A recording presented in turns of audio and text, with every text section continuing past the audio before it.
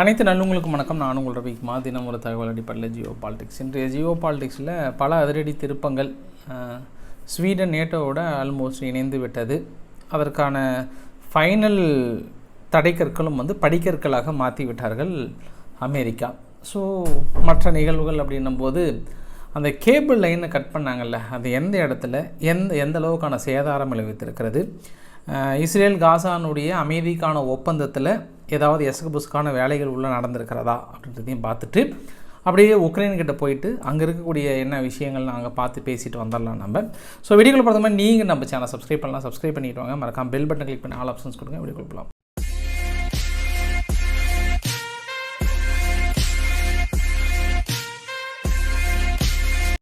அமெரிக்கானுடைய ஒரு நீண்ட நாள் கனவுங்க, நெடிய கனவு. நார்மலாகவே ரஷ்யாவை முடக்கணும் அப்படின்ற ஒரு திட்டத்தில் உருவாக்கப்பட்டது தான் நேட்டோ அப்படின்ற ஒரு கூட்டமைப்பு. ஓவராலாகவே அந்த நேட்டோடைய கூட்டமைப்பில் குறிப்பாக நம்ம வரைபடத்தில் பார்க்குறோம்ல, இந்த வரைபடத்தில் இந்த பால்டிக் சீ இருக்கு இல்லையா, இந்த பால்டிக் கடற்பகுதியில் ஓவராலே முடக்கணும்னு நினைப்பாங்க. காரணம் என்ன, இந்த செயின்ட் பீட்டர்பர்க் இருக்கு இல்லையா, இங்கேருந்து சப்போஸ் அமெரிக்காவை தாக்கணுன்னா கூட இந்த கடற்பகுதியை மட்டும்தான் பயன்படுத்த முடியும். அதற்கு முன்னாடி தனது அடிமைகளை உருவாக்க வேண்டும் என்பதற்காக உருவாக்கப்பட்ட இந்த அமைப்பு தான். ஏன் அடிமைகள் அப்படின்னு நான் சொல்கிறதுக்கான காரணங்கள் உங்ககிட்ட சொல்கிறேன். நான் இப்போ இத்தனை நாள் இவங்களுக்கு பெரிய ட்ராபேக்காக இருந்தது என்னென்னா, பின்லாந்து ஸ்வீடனும் இணையாமல் இருந்தது தான். ஸோ பின்லாந்து இணைஞ்சிட்டாங்க, அப்போ ஸ்வீடனும் இணைஞ்சிட்டாங்க. ஸ்வீடன் இணைஞ்சதுக்கப்புறம் இப்போ ஒட்டுமொத்தமாக அந்த பால்டிக் கடல் பகுதியில் அந்த காலின்கிரேட் இருக்குல்ல, அந்த காலின்கிரேட் பகுதி மட்டும்தான் இப்போ ரஷ்யா கிட்ட இருக்குது. அதுக்கப்புறம் இந்த பக்கம் பெலாரஸ் தாண்டி இந்த பக்கம் இருக்குது. மீதி எல்லாமே ஆல்மோஸ்ட் நேட்டோனுடைய படைகள் சுற்றி வளைச்சி ரவுண்ட் பண்ணி சும்மா குறி வச்சு டார்கெட் பண்ணிட்டாங்கன்னு நம்ம எடுத்துக்கலாமா. இதில் நம்ம இன்னொரு ஆங்கிளில் பார்க்கணும் அப்படின்னா, ரஷ்யா இதுக்கப்புறம் அமெரிக்காவை தாக்கல் நடத்தணும், கடல் வழியாக கொண்டு போயிட்டு தான் தாக்கல் நடத்தினா கூட ஒட்டுமொத்தமாக அது ஆரம்ப கட்டத்திலே முடிச்சிடுவாங்க. அதுதான் இவங்களோட திட்டமும் கூட. நம்ம இன்னொரு ஆங்கிளில் பார்க்கணுன்னா, நான் ஃபஸ்ட்டு உங்கள்கிட்ட சொன்னல, அமெரிக்கா அடிமைகளை உருவாக்கியிருக்காங்க அப்படின்ற மாதிரி சொன்னல, அதற்கான ஆதாரமும் பார்த்துக்கோங்க.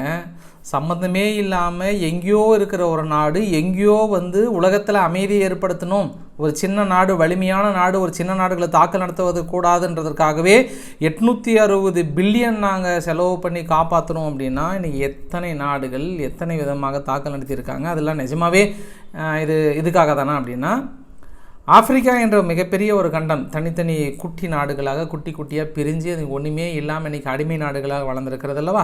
அதே போல் தான் இப்போ இவங்களுக்கு ஒரே ஒரு எதிரி அப்படின்னா, ஒன்று ரஷ்யா, இன்னொன்று சீனா.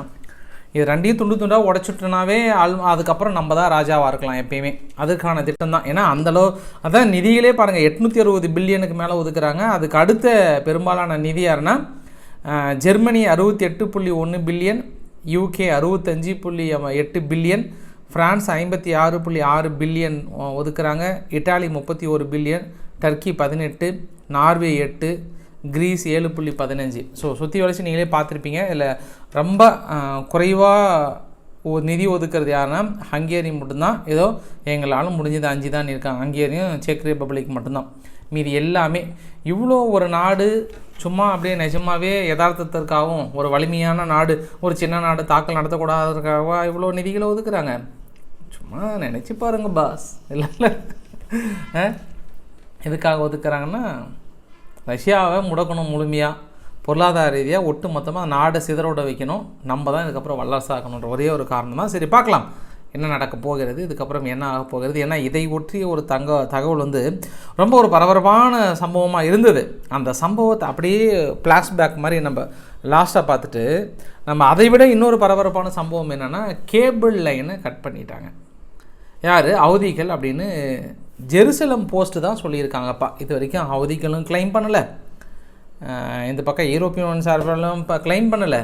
ஸோ எந்த சம்பவம் எங்கே நடந்ததுன்னு நம்ம கொஞ்சம் டீட்டெயிலாக பார்த்துடலாம். நம்ம இதில் பார்த்திங்கன்னா மொத்தம் 4 கலர் பைப்லைன், 4 கலர் அந்த பைப்லைன் இல்லை, அது கேபிள் லைன். அது முதல்ல ரொம்ப அஃபெக்ட் ஆனது எதுனா அண்டர் வாட்டர் கேபிள் AAE1, அது ஒரு கம்பெனி. அதுக்கப்புறம் இருக்கக்கூடிய நீல கலர் பார்த்தோன்னா அண்டர் வாட்டர் கேபிள் சீகான், அவங்க 2வது கம்பெனி. அதுக்கு அடுத்த கலர் ஆரஞ்சு கலர் பார்த்தோன்னா அண்டர் வாட்டர் கேபிள் EAG. இது அடுத்தது அண்டர் வாட்டர் கேபிள் TGN. இந்த 4 கம்பெனி தான் பிரதான கம்பெனியாக இருக்குங்க. இதில் இந்த ஃபஸ்ட்டு அந்த கத்திரிப்பூ கலர் மாதிரி இருக்கு இல்லையா, அதுதான் ஏடனுக்கு நோக்கி போயிட்டுருக்கு. இன்னொன்று பாருங்கள், டிஜிபோட்டியில் கொண்டு போய் கனெக்ட் பண்ணுறாங்க. அந்த இடத்துல தான் லைட்டாக கொஞ்சம் அப்படியே சேதாரமாக இருப்பதாக சொல்கிறாங்க. அது ஃபுல்லாலாம் இல்லை, அதை செக் பண்ணிகிட்டு இருக்கன்ற மாதிரி சொல்லியிருக்காங்க. சப்போஸ் இவங்களை லைனை ஃபுல்லாக கேன்சல் பண்ணணும் அப்படின்னா அவங்க பகுதிக்கு பக்கத்துலேயே பாருங்கள் ரொம்ப க்ளோஸில் தான் வச்சுருக்காங்க. அதனால் இந்த தற்போது பார்த்திங்கன்னா இந்த பச்சை கலர் மட்டும்தாங்க எமினி ஹவுதிகளுக்கு சொந்தமான இடங்கள். மீதி பகுதியெலாம் வந்து ஏமனுக்கு சொந்தமானது. அதனால் அங்கேருந்து கிராஸ் பண்ணி வந்து இந்த இடத்துல அவ்வளோ சீக்கிரம் பண்ணியிருக்க முடியாது. ஒன்று பண்ணணுன்னா அவங்க ஏரியாவில் பண்ணியிருக்க முடியும். அதனால தான் இது ஹவுதிகள் வந்து வேறு ஏதாவது ஒரு காரணங்களால் இருக்கும் அப்படின்ற மாதிரி வந்து சொல்லியிருக்காங்க. இன்னும் அதிகாரப்பூர்வமாக நாங்கள் இதை சேதாரப்படுத்தி விட்டோம் இல்லை முழுமையாக காலி பண்ணுறோம் என்ற தகவலை இன்னும் அப்படி ஒன்றும் சொல்லலை. ஸோ பார்க்கலாம். காலையில் அமெரிக்காவுடைய பத்திரிகைகள் மீதியெல்லாம் வந்து வெளியிட்டதுக்கான காரணம் அதுதான். பட் இந்த cable line Asia plus Europe யூனியனை இணைக்கக்கூடிய மிக முக்கியமான கேபிள் அப்படின்னு நம்ம சொல்ல முடியும். சரி, இது ஒரு சம்பவமாக. அடுத்த பெரிய சம்பவம் என்ன, நேற்று நான் வீடியோ வெளியிட்டதுக்கப்புறம், அதாவது நேற்று மாலை நான் வீடியோ வெளியிட்டதுக்கப்புறம் என்னாச்சுன்னா ஒரு பரபரப்பு சம்பவம் ஒன்று. ஃப்ரான்ஸினுடைய விமானம் ஜோர்டனில் இருக்கக்கூடிய உதவி பொருட்கள் எல்லாமே மேலே எங்கே காசாவுக்கு மேலே விமானத்தில் ஃபுல்லாக அங்கேருந்து பாராஷூட் கட்டி இறக்கி விட்றாங்க. இது என்னாச்சுன்னா ஃபுல்லாக கடலில் போயிட்டு இறங்கிருச்சு. அந்த வீடியோ பதிவு பாருங்கள், சின்னதாக காட்டுறவங்களுக்கு.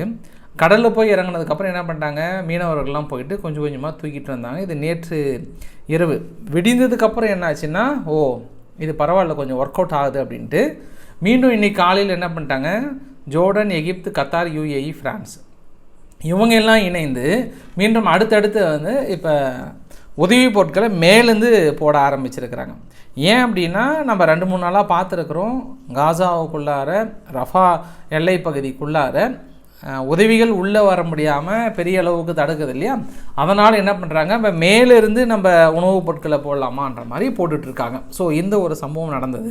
நான் வெளியிட்டதுக்கப்புறம் சொன்னதுனால இதை நான் உங்கள்கிட்ட இப்போ சொல்கிறேன். நான் ஒரு வழியாக துருக்கி என்ன பண்ணிட்டாங்க, இஸ்ரேல் வந்து நம்ம எக்ஸ்போர்ட் லிஸ்ட்டில் இருந்தே நம்ம தூக்கலாம், இஸ்ரேலுக்கு நம்ம ஏற்றுமதியை நிறுத்த வேண்டும் என்று இன்று முடிவெடுத்திருப்பதாக அதிகாரப்பூர்வ தகவல்கள் வந்து கொண்டிருக்கிறது. மேபி அதுலேயும் ஃபைண்ட் அவுட் பண்ணுவாங்க எந்தெந்த லிஸ்ட்டுன்ட்டு. ஏன்னா ஒரு 250லேருந்து 300-400 பொருளுக்கு மேலே எக்ஸ்போர்ட் பண்ணிகிட்டு இருக்காங்க. அதில் எது எது பண்ணுறாங்க எது எது பண்ணலை அப்படின்ற ஒரு லிஸ்ட்டையும் நம்ம பார்க்கலாம். ஸோ இது துருக்கி எடுத்திருக்காங்க.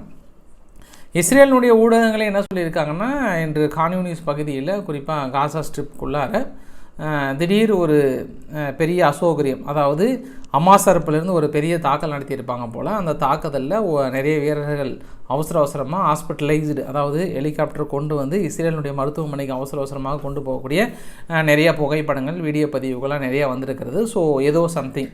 ஆனால் இதை இஸ்ரேல் தரப்பில் உறுதிப்படுத்தலைனாலும் இந்த வீடியோ பதிவில் என்ன சொல்ல வருதுன்னா, நிச்சயம் நிறைய வீரர்கள் காயமடைந்திருக்கிறார்கள், ஒரு சில வீரர்கள் இறந்திருக்கிறாங்கன்ற தகவலும் வந்து தெரிகிறது.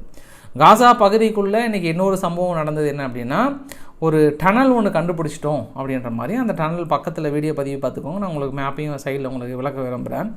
அந்த வீடியோ பதிவு போகும்போதே இதில் ஒரே ஒரு விஷயம் என்னென்னா, ஐடிஎஃப் அதாவது இஸ்ரேலினுடைய டிஃபென்ஸ் ஃபோர்ஸ் என்ன பண்ணியிருக்காங்கன்னா, ஒட்டுமொத்தமாக எங்கள் கண்ட்ரோலுக்குள்ளே கொண்டு வந்துட்டோம். நான் இப்போ சொல்கிறது நார்த்தன் காசா இந்த பக்கம் இருக்குது. அந்த பகுதியில் பாருங்கள் ஒரு டனலை கண்டுபிடிச்சிருக்கிறோம் அப்படின்ற மாதிரி சொல்கிறது தான். அந்த டனலுக்குள்ளே இருக்கக்கூடிய மூமெண்ட் எல்லாமே வீடியோ பதிவாக வெளியிட்டிருக்காங்க. அப்போ எப்படி இந்த பகுதியை கண்டுபிடிச்சிருப்பாங்க, அப்போ இத்தனை நாள் டனலுக்குள்ளேருந்து தான் தாக்கல் நடத்தியிருப்பாங்களா? அது ஒன்று.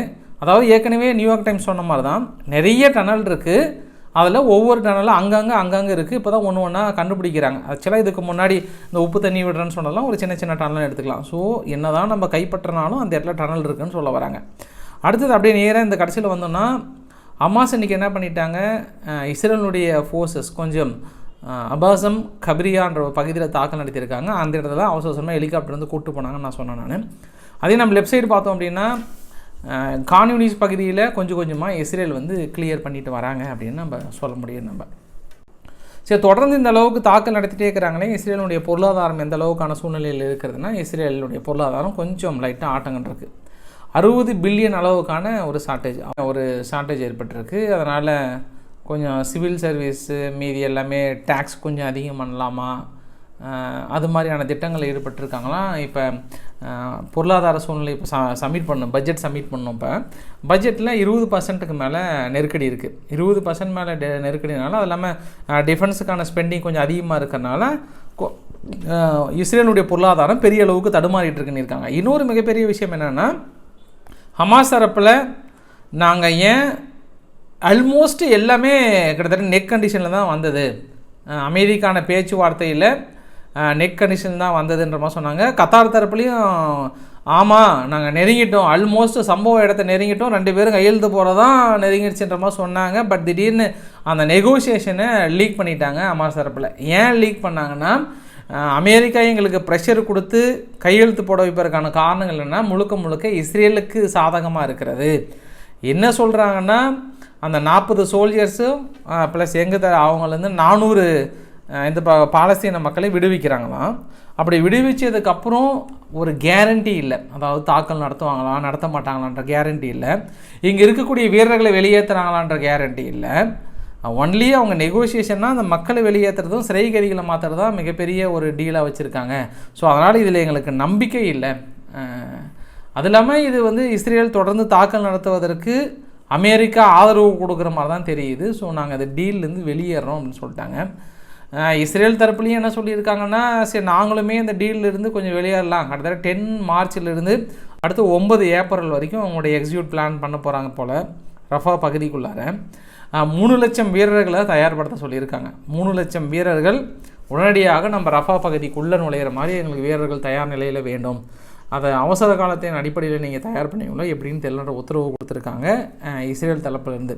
அப்போ நம்ம இதை உறுதிப்படுத்திக்கலாம். நம்ம நேற்று பாலஸ்தீனத்தினுடைய பிரைம் மினிஸ்டர் ரிசைன் பண்ணார் இல்லையா. பிரைம் மினிஸ்டர் ரிசைன் பண்ணதுக்கான இன்னொரு காரணங்கள் என்னென்னா, பொருளாதார ரீதியாக ஒன்றுமே இல்லை, டோட்டலாக முடங்கிருச்சுன்னு நம்ம சொன்னோம் இல்லையா. அதில் இன்னொரு ஆதாரங்கள் என்ன, இன்றைக்கி அமெரிக்கானுடைய ஜேம்ஸ் பாண்ட் தலைக்கிழவி ஜெனட் ஹெலன் இருக்காங்கல்ல, அவங்க இன்றைக்கி அதிரடியான ஒரு உத்தரவு இஸ்ரேல் தரப்பில் கொடுத்துருக்காங்க. அக்டோபர் 7ஆம் தேதிக்கு அப்புறம் நீங்கள் உங்களுடைய பெரும்பாலான ஃபண்டு பாலஸ்தீனத்துக்கு டேக்ஸ் ரெவன்யூவாக இருக்கட்டும், இல்லை அங்கே இம்போர்ட் பண்ண ஒரு சில பொருளோட அதாவது மதிப்புகள் எதுவுமே நீங்கள் அமௌண்ட்டு கொடுக்காதனால அங்கே பொருளாதார ரீதியாக முடங்கிட்டாங்க. இன்னும் நீங்கள் 1 மாதத்துக்கு மேலே கொடுக்கலன்னா ஒன்றுமே இல்லாமல் ஆகிடும். அதனால் நீங்கள் மற்ற சண்டை மீதி எல்லாம் பரவாயில்ல, அங்களுடைய வெஸ்ட் பேங்கோட எக்கானமியே கொலாப்ஸ் ஆக போகுது, நீங்கள் கொடுத்து தான் ஆகணும்னு நிர்பந்தம் கொடுத்துருக்காங்க இஸ்ரேல் தரப்பில். அதனால் இஸ்ரேல் என்ன பண்ணியிருக்காங்க, முதல் கட்ட ஒரு சைனை பண்ணியிருக்காங்க. பட் எவ்வளோ அமௌண்ட் ரிலீஸ் பண்ண போகிறாங்க என்னன்னு தெரியல. ஆனால் வெஸ்ட் பேங்க் பகுதி முழுவதும் கொஞ்சம் கொலாப்ஸ் ஆகிற கண்டிஷன் தான் இருக்குன்ற மாதிரி சொன்னாங்க. அதனால தான் ஜெனட் ஹெலன் ஓடி கொஞ்சம் நிறுத்தி வச்சுருக்காங்கன்னா கொஞ்சம் கொடுங்கன்ற சொல்லியிருக்காங்க. லெபனான் பகுதி, லெபனான் இந்த பக்கம் இஸ்ரேலுக்குள்ளே இருக்கக்கூடிய தாக்குதல் என்னென்னா, இன்றைக்கி இஸ்ரேல் 35 லான்ச்சஸுக்கு மேலே லெபனானுக்குடைய நிறைய மலைப்பகுதிகள் மீது தாக்கல் நடத்தியிருக்காங்க.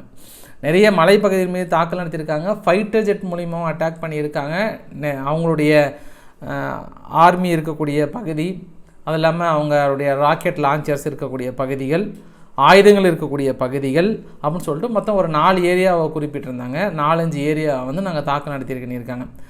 பதிலுக்கு அவங்களும் என்ன பண்ணிட்டாங்க, இஸ்ரேலில் இருக்கக்கூடிய முக்கியமான நிலைகளை நாங்கள் தாக்கல் நடத்தியிருக்கிறோம் அப்படின்ற மாதிரி சொல்லியிருக்காங்க. அதே போல் அவங்க ஹெஸ்புல்லா தரப்பில் இன்று 3 முக்கியமான கமாண்டர்கள் உயர்ந்திருப்பதாக சொல்லியிருக்காங்க. ஸோ ஃபைனலாக இஸ்ரேலினுடைய டிஃபென்ஸ் ஃபோர்ஸ் என்ன சொல்லியிருக்காங்கன்னா, எங்களுடைய ட்ரூப் காசாவில் பெரிய அளவுக்கு இருக்கிறது, நாங்கள் மல்டிபிள் வெப்பன் மேனுஃபேக்சரிங் ஃபெசிலிட்டிஸை கண்டுபிடிச்சி ராக்கெட் லான்ச்சர்ஸ், ஆப்ரேட்டிங் சென்டர், என்னென்ன சிஸ்டம் யூஸ்டு ஹமாஸ்னுடைய எல்லாமே எங்கள் ட்ரூப் மூலிமா கண்டுபிடிச்சி அழைச்சிருக்கிறோம். நிறைய நம்பர் ஆஃப் டெரரிஸை நாங்கள் டனலுக்குள்ளே இருந்து எலிமினேட் பண்ணியிருக்கிறோம். அப்புறம் நிறைய ஹமாஸ் தரப்பில் இருந்து பொதுமக்கள்ன்ற போர்வையில் கொஞ்சம் கொஞ்சமாக பொதுமக்களோடு கலந்து வெளியேறி இப்போ ரஃபா பகுதிக்குள்ளே இருக்கிறாங்க அப்படின்ற ஒரு தகவலை சொல்லியிருக்காங்க. இந்த தகவலை ஃபைனலாக எதுக்காக சொல்லியிருக்காங்கன்னா, நாளைக்கு ஏதாவது ரஃபா பகுதிக்குள்ள தாக்கல் நடத்துவதற்காக முன்கூட்டியே அதை சொல்லிட்டாங்க. சரி, நம்ம ஒரு கிரேசி அரசியல் அப்படின்னு பார்க்கும்போது, இன்று காலையில் நான் உங்ககிட்ட பேசியிருந்தேன்ல ஆர்கே சேனலில், மேக்ரான் அவர்கள், ஃப்ரான்ஸ் அதிபர் மேக்ரான் அவர்கள் என்ன சொல்லிட்டாருன்னா, ஏதோ உக்ரைன் கொஞ்சம் பலவீனமாக இருக்குதுன்னு நினைக்கிறாங்க, தேவைப்பட்டால் உக்ரைனுடைய ஃபோர்ஸை கூட நேட்டோனுடைய ஃபோர்ஸை கூட நாங்கள் உள்ளே அனுப்புகிறோம் அப்படின்னு சொன்னார் இல்லையா. ஆனால் அதுக்கு முன்னாடியே இன்னொன்று சொல்லிட்டார், ஆக்சுவலாக நாங்கள் ஒரு 1 மில்லியன் செல்ஸ் பக்கம் நாங்கள் கொடுக்குறோன்னு சொன்னோம் இல்லையா, அதெல்லாம் சும்மா போயிங்க. யூரோப் யூனியன்லாம் ஒன்றா சேர்ந்தால் அது எப்படிங்க 1 லட்சம் செல்ஸுக்கான ப்ரொடக்ஷனுக்கான வாய்ப்புகளே இல்லை, சும்மா அப்படியே அடிச்சு விடுவாங்க, இதெல்லாம் போயிங்க அப்படின்ற மாதிரி சொல்லிட்டாங்க. அப்போ இத்தனை நாள் நீங்கள் அந்த கோட்டசாமியை ஆறுதல் படுத்துறதுக்காக போய் 1 லட்சம் செல்ஸு 5 லட்சம் செல்ஸுன்றலாம் சும்மா ஒரு பேருக்கு சொல்லிட்டு வரீங்க. ஏன்னா கேரண்டியாக ஒன்றா இது என்ன தேர்தல் வாக்குறுதி மாதிரி என்ன திருப்பி கேட்கவா போகிறாங்க? அதெல்லாம் ஒன்றும் கிடையாதுல்ல. சரி, அவர் இந்த நேட்டோடைய ட்ரூப்பை உள்ளே அனுப்புகிறேன்னு சொன்னாங்கல்ல, அதுக்கப்புறம் என்ன நடந்ததுன்னா ஒரு சின்ன எக்ஸாம்பிள் உங்கள்கிட்ட சொல்கிறேன் பாருங்கள். இன்றைய தமிழக அரசியல் களத்தில் அதாவது பிஜேபியோட தலைவர் அண்ணாமலை அவர்கள் என்ன சொன்னாங்கன்னா, இன்றைக்கி நேற்று 5 மணிக்கு ஒரு முக்கியமான தலைவர் ஏடிஎம்கேலேருந்து வரப்போகிறாங்கன்னு சொன்னோன்னே அதுக்கப்புறம் மீட்டிங் கேன்சல் ஆகிடுச்சு. ஆனால் ஒரு பரபரப்பான சம்பவம் யாராக இருக்குன்ற மாதிரி சொன்னாங்க. உடனே அவங்க ஏடிஎம்கே சார்பு என்ன சொன்னாங்கன்னா, இல்லை பிஜேபியிலேருந்து 2 எம்எல்ஏ சேர்றாங்க அப்படின்னு சொன்னாங்கல்ல. இந்த மாதிரி ஒரு பரபரப்பான நியூஸை தான் அங்கே இவர் இப்படி சொன்ன உடனே நேட்டோனுடைய படைகள் உள்ளே போகுதுன்னொடனே ஜெர்மனி என்ன பண்ணிட்டாங்க, யூ கிரேசி, எப்படி நீங்கள் சொல்கிறீங்க, என்ன நீங்கள் இஷ்டத்துக்கு என்ன மைக் இருந்தால் போதும் என்னன்னாலும் நீங்கள் சொல்லிடலாமா படைகள் உள்ளே போகுது அப்படின்னு சொல்லிட்டு அப்படின்னோடனே அவங்க ஒரு பக்கம் எதிர்ப்பான். போலந்தினுடைய டூடா அவர்கள் ஓடோடி மைக்கை பிடிச்சிட்டு, ஏன்னா நீ பாரிஸில் ஒரு கூட்டம் நடந்துட்டுருக்கு, என்ன நினச்சிட்டு இருக்கீங்க நீங்கள் பாட்டு மைக்கை கிடைச்சா ஆளாளுக்கு ஒரு பக்கம் இருக்கிற சூழ்நிலை பார்த்தாம எங்கே தேர்டு வேர்ல்டு வார் வந்துடுமோன்ற பதற்றத்தில் இருக்கிறோம், நீங்கள் பாட்டு அடித்து விடுறீங்க என்னமோ அப்படின்னு அவங்க சொல்லிட்டாங்களா. நேட்டோடைய தலைவர் ஸ்டோல்டன்பர்க் அவர்கள் அப்படி ஒரு திட்டம் என் கனவுல கூட கிடையாதுங்க, வாய்ப்புகளே. நாங்கள் உக்ரைனுக்கு சப்போர்ட் பண்ணுறோம் இல்லைன்னா இல்லை, ஆனால் நேட்டோனுடைய படைகளே தேவைப்பட்டு அனுப்புவோன்னு சொல்லுவது என்பது அவரோட சொந்த கருத்து. அவ்வளோதான் கட்சியில் இருக்க சொல்லுவாங்களா. இப்போ நான் இந்த கிரேசி திங்ஸ் எல்லாம் ஏன் சொல்கிறேன்றது உங்களுக்கு கிளியராக புரிஞ்சுது. ஏன் நாங்கள் கம்பேர் பண்ணுறது எல்லாருமே மைக்கு கிடைச்சா போது ஏதோ ஒன்று சொல்கிறன்ற பேரில் சொல்லிடாதீங்க அப்படின்ற தகவலை அழுத்தம் திருத்தமாக உலக தலைவர்களுக்கே பொருந்தும். அந்த உலக தலைவர்களுக்கே பொருந்தக்கூடிய நிகழ்வை தான் நான் இப்போ சொல்லிகிட்டு இருக்கேன். உடனே இவங்க ரஷ்யா தரப்பில் என்ன சொல்லிட்டாங்கன்னா, ஓஹோ நாங்களும் தயாராக இருக்கிறோம், நீங்கள் என்றைக்கு நீங்கள் உக்ரைனில் இறக்குறேன்னு சொல்லிட்டீங்களோ வாங்க நாங்களும் தயாராக இருக்கிறோம் கமான் அப்படின்னு சொல்லிட்டாங்க. இதெல்லாம் பார்த்த ஸ்லோவாக்கியாவுடைய பிரைம் மினிஸ்டர் ஃபைகோ அவர்கள் ரொம்ப டிஸப்பாயிண்டட். இங்கே யாருமே எந்த நாடுமே கொஞ்சம் கூட அவங்க மனசுக்குள்ளே ஒரு அமைதியை ஏற்படுத்தணும், ஒரு அமைதி சூழ்நிலை உருவாக்கணுன்ற எண்ணம் ஒரு நயா பைசா கிடையாது. அவங்க மனசுக்குள்ளே ஆயத்தை கொடுக்கணும், தாக்குதல் நடத்தணும், எவனோ ஒருத்தர் இறந்து போகணும் உக்ரைன்காரங்க, இவங்களுக்கு சம்மந்தம் இல்லாமல் நம்ம பாடு தள்ளி நின்று சந்தோஷப்பட்டுக்கின்ற என்ன மனநிலை மட்டுமே இவங்களிடம் ஓடிக்கொண்டிருக்கிறது. இதை முழுமையாக எங்களுக்கு விரும்பவில்லை. ஆயுதங்கள் கொடுப்பதற்கோ இல்லை பணங்களை கொடுப்பதற்கோ எதுக்குமே எங்களுக்கு விருப்பம் கிடையாது அப்படின்றதுல ஸ்லோவாக்கியாவுடைய பிரைம் மினிஸ்டர் தெல்ல தெளிவாக தனது கருத்தை சொல்லிட்டாரு. ஒரு நாடு கூட மிலிட்ரி ஆப்ரேஷனை நிறுத்தணுன்ற எண்ணம் கிடையாதுன்ட்டாங்க. யூரோப் யூனியன் இன்றைக்கி ஒரு வழியாக 50 பில்லியன் யூரோஸு 4 வருஷத்துக்கு கொடுப்பதற்கான ஓட்டெடுப்பு நடத்தியிருக்காங்க. இதில் 556 எம்பி ஆம் என்றும் 40 பேர் வேண்டாம் என்றும் ஓட்டு போட்டிருக்காங்க. ஸோ அந்த 556 பேர் மெஜாரிட்டி கிடைச்சதுனால ஓகேன்னு சொல்லிட்டாங்க. நார்த் கொரியானுடைய வெப்பன் இன்னும் கொஞ்சம் ஸ்பீடப் பண்ணியிருக்காங்களாம். ரஷ்யாவை கொண்டு போயிட்டு சீக்கிரமாக ஷிப்மெண்ட் பண்ணி கொண்டு போய் சேர்த்திருக்காங்களாம். சீக்கிரம்ன்ற மாதிரி அவனும் கொண்டு போய் சேர்த்திருக்காங்கன்ற மாதிரி சொல்லியிருக்காங்க. அமெரிக்காவில் மிகப்பெரிய அளவுக்கான குற்றச்சாட்டு பைடன் நிர்வாகம் என்ன சொல்லியிருக்காங்கன்னா, இந்த மைக்ரன்ஸ் எல்லாமே உள்ளே வராங்க இல்லையா, மைக்ரன்ஸ் எல்லாமே உள்ளே வரதில்ல, குறிப்பாக 85,000 குழந்தைகள் மட்டும் இல்லையா. அவங்க பேரண்ட்ஸு கம்ப்ளைண்ட் பண்ணி எங்கே போய் கம்ப்ளைண்ட் பண்ண முடியும், 85,000 குழந்தைகளை மட்டும் கடத்துகிறாங்க. இந்த குழந்தைகள் கடத்துறது மேபி ஆர்கன் ஏதாவது டிரான்ஸ்பிளேட் பண்ணுவாங்களா, இல்லை வேறு ஏதாவது பாலியல் தொழிலுக்கு வேறு ஏதாவது பயன்படுத்துவாங்களான்ற ஒரு ஆங்கிளில் விசாரணை பண்ணுறாங்க. ஏன்னா சும்மா ஒரு 6 மாதத்துக்குள்ளே 1 வருஷத்துக்குள்ளேயே 85,000 குழந்தைகள் காணாமல் போகுது என்பது மிகப்பெரிய ஒரு விஷயம். இன்னொரு ஆங்கிளில் கூட என்ன சொல்கிறாங்கன்னா, இதனால தான் இங்கே அதாவது அமெரிக்காவில் இருக்கக்கூடிய ஒரு சில இலைகள் மார்க்கெட்டு வேண்டுமென்றே இந்த மாதிரி குழந்தைங்களும் இதெல்லாம் உள்ளே விட்டு அவங்களுக்காகவே அந்த பார்டர் இருக்கக்கூடிய போலீஸ் கூட மேபி உதவி செய்யலான்ற ஆங்கிளில் கூட சொல்லியிருக்காங்க. இது மிகப்பெரிய அளவுக்கு ஷாக்கிங் சர்ப்ரைஸ். அதான் பாரு, எங்கேயோ இருக்க நாடுகளை போய் வளப்படுத்தக்கூடிய அமெரிக்கா 886 பில்லியனுக்கு மேலே செலவு பண்ணுறாங்க. அதான் நேட்டோ நாடுகளை சொல்கிறேன். எங்கேயோ ஒரு மூலையில் இருக்குது. அவங்களுக்கு இவங்களுக்கு உள்ள டிஸ்டன்ஸ் பார்த்தீங்க அப்படின்னா, அங்கே போயிட்டு அநீதிகளுக்கு குரல் கொடுக்கக்கூடிய அமெரிக்கா சொந்த நாட்டிலே குழந்தைகளை கடத்திட்டு போயிட்டு இந்த அளவுக்கு பண்ணுறாங்களே, இதுக்கான குரல் கொடுக்க ஆள் இல்லையா, எல்லாமே ஒரு நடிப்பாக கோபால் அப்படின்ற அளவுக்கு தான். ஃபைனலாக இந்த வீடியோவோட நிறைவு பகுதி நெருங்கிட்டோம். நிறைவு பகுதியில் மிலை அவர்கள் வந்து ஒரு 3 மாகாணம், அதாவது சூபட் அப்படின்ற ஒரு மாகாணம், அர்ஜென்டினாவில் ஆயில் ரிச் ரொம்ப அதிகமாக இருக்கக்கூடிய மாகாணம் அது. அவங்க என்ன பண்ணிட்டாங்க, இவங்க ரொம்ப ஃபோர்ஸ் பண்ணி நீங்கள் கண்டிப்பாக அந்த டேக்ஸ் எல்லாம் உடனடியாக கட்டியே ஆகணும், நாங்கள் ஹைக் பண்ண டேக்ஸ்லேருந்து எல்லாத்தையும் நீங்கள் கட்டியே ஆகணும் ஃபோர்ஸ் பண்ணணும் கவர்மெண்ட் தரப்புலேருந்து. அவங்க என்ன பண்ணிட்டாங்க, இங்கே பாருங்கள் நாங்கள் ஃப்ரீஸ் பண்ண ஆரம்பிச்சிடும், உங்களுக்கான கேஸ் கனெக்ஷன்லேருந்து மீது எல்லாமே நாங்கள் இங்கேருந்து எக்ஸ்போர்ட் பண்ணிகிட்ருக்கோம், கேஸ் அண்ட் ஆயில் சப்ளை ரெண்டுமே நாங்கள் நிறுத்திடுவோம்னு சொல்லிட்டு அரசாங்கத்தையே மிரட்ட. அரசாங்கம் என்ன சொல்கிறாங்க, யோ கிரேசி, அரசாங்கத்தையே நீங்கள் மிரட்டுறீங்களா, நீங்கள் இதுக்கு பேர் வந்து கந்துவட்டின்ற மாதிரி இவங்க மிரட்டுறாங்க. ஸோ பார்க்கலாம், இப்போ தான் இந்த பெரும் நிறுவனங்கள் அரசாங்கத்தை மிரட்ட ஆரம்பித்திருக்கிறார்கள். எங்களை கழுத்து நெரிச்சு நீங்கள் டேக்ஸ் அமௌண்ட் வாங்குறதெல்லாம் வந்து, அதுவும் ரொம்ப ப்ரெஷர் பண்ணி வாங்குறதுலாம் நாங்கள் ஏற்றுக்க மாட்டோம், எல்லாத்தையும் நாங்கள் நிறுத்திடுவோம் ப்ரொடக்ஷன் யூனிட்ன்ற மாதிரி மிரட்டியிருக்காங்க. ஆஃப்ரிக்கா சைடு போகணும் அப்படின்னா நைஜீரியா என்ன பண்ணிட்டாங்க, வரைபடத்தில் பார்க்குறீங்களா, அந்த பெனினுடைய மொத்த கேட்டையும் நைஜீரியா ஃபுல்லாக க்ளோஸ் பண்ணிட்டாங்க. ஏன்னா பெனினில் ஃப்ரான்ஸுடைய படைகள் பெரிய அளவுக்கு ட்ரைனிங் கொடுத்துட்ருக்காங்க. சப்போஸ் நாங்கள் எல்லைகளை ஓப்பன் பண்ணோம் அப்படின்னா நாளைக்கு நைஜீரியாவுக்குள்ளே மீண்டும் வந்து ஃப்ரான்ஸ் வந்து இடக்குமுடகான வேலைகள் செய்வதற்கு நிறைய வாய்ப்புகள் இருக்கிறது. அதனால் நாங்கள் இதை டோட்டலாக பெனினுக்கு எங்களுக்கு இருக்கக்கூடிய உறவுகளை துண்டிக்கிறோம். அதெல்லாமே ஈகோவாஸ் நாடுகளோட ரொம்ப க்ளோஸாக இருக்கிறது பெனின் நாடும், அதனால் நாங்கள் க்ளோஸ் பண்ணுறோன்னு இருக்காங்க. ஃப்ரான்ஸ் வந்து அர்மீனியா கிட்ட நாங்கள் இன்டெலிஜென்ட் எக்ஸ்சேஞ்ச் பண்ண போகிறோம், அசர்பைஜான், ஈரான், ரஷ்யா, துருக்கி இங்கே இருக்கக்கூடிய மொத்த இன்டெலிஜென்ட்டும் உங்களுக்கு நாங்கள் ஷேர் பண்ண போகிறோம், எங்களுடைய உளவு தகவல்கள் சேகரிக்கிற மொத்த தகவலும் உங்களுக்கு சொல்லியிருக்குன்னு இருக்காங்க. ஃபைனலாக அந்த வரைபடத்தோடு முடிச்சிடலாம். உக்ரைனுக்குள்ளே நடத்தப்பட்ட இன்று சாயந்தரம் வரைக்கும் நடத்தப்பட்ட தாக்குதலில் ரஷ்யா பாருங்கள் ஒரு 7லேருந்து 8 மிச்சமான இடத்துல தாக்கல் நடத்தியிருக்காங்க. அந்த ரெட் கலர் எல்லாமே சொல்லியிருக்காங்க. ஒன்று வந்து உக்ரைனுடைய நேஷ்னல் கார்ட் ஆஃப் ஏர்ஃபீல்டு ஒன்று தாக்கல் நடத்தியிருக்காங்க அப்படின்ற மாதிரி வந்து சொல்லியிருக்காங்க. ஸோ இந்த தாக்குதல் இல்லாமல் இன்னும் ரஷ்யாவுக்குள்ளே ஒரு சில பகுதியில் தாக்கல் நடத்தப்பட்டதாக சொல்லப்படுகிறது. ஜெலன்ஸ்கி அவர்கள் ஃப்ளைட்டை ஏறி என்ன நினைச்சாரோ ஏதோ தெரியல, சவுதி அரேபியானுடைய பிரின்ஸ் அவர்களை முகமது பின் சல்மான் அவர்களை சந்திக்க போயிருக்கிறாரு.